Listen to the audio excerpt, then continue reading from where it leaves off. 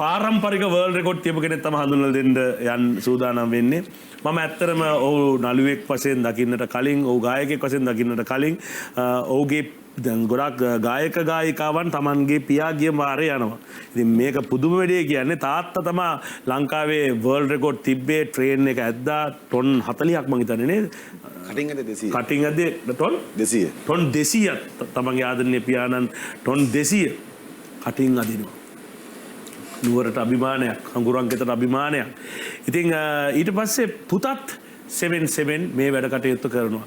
පුතා world record Guinness world record කීයක් තියලා තියෙනවද කියලා දන්නවද? අපේ ජනක කාංචන මල්ලි මේ වෙලාවේ නේද හරි සතුටුයි.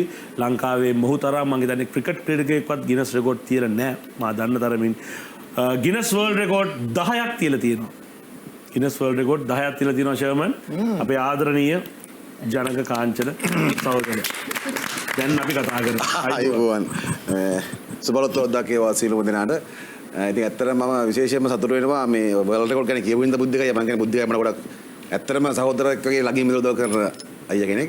ඒ වගේම මගේ මේ ගමන පටන් ගන්න මගේ පියතුමා අන්තරාවුණාන් පස්සේ නමත් දී සහ පියතුමාගේ රෙකෝඩුත් අපි පොඩ්ඩක් කොහොම කතා කරමු. ඔව් ගාමිණී වසන්ත හකුරංගදී ඔද්දාගේ මම හැමෝම දන්නවා. වර්ල්ඩ් රෙකෝඩ් 6ක් තිබ්බ Guinness world record. Guinness world record 6යි. කෝච්චිය ටොන් 200 කෝච්චිය කටින් ඇදපු එක ටොන් 40ක් බර කෝච්චියක් කිලෝමීටර් දුර කටින් ඇදපු එක තියෙනවා. ඊට පස්සේ අඩි 50ක් උඩ ඉඳලා අයිස් කුටි 50ක් ඇඟට දාපු එක තියෙනවා. මිලිමීටර් 16 ගණනකම යකඩ කම්බි 50ක් දත් වෙන අපු එක තියෙනවා. එහෙම රෙකෝඩ් කීපයක් තියෙනවා මතක් වෙන්නෙත් නැහැ කියන්නේ ඒකට. මේ ඉතින් ඊට පස්සේ මගේ පියතුමා 2007 දී මේ ජීවිතය හැරලා යනවා.